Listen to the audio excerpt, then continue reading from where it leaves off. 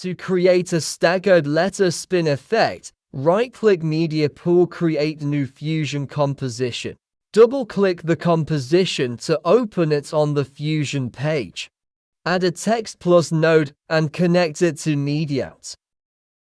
Customize your text.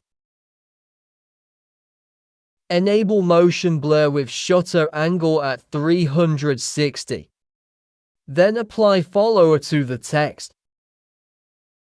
Set the transform to character mode so each letter animates separately. Keyframe rotation, Y from 0 to 360 over 15 frames.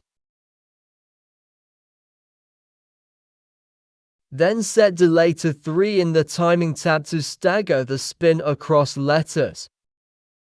Place the composition on your timeline to see each letter rotate one after another.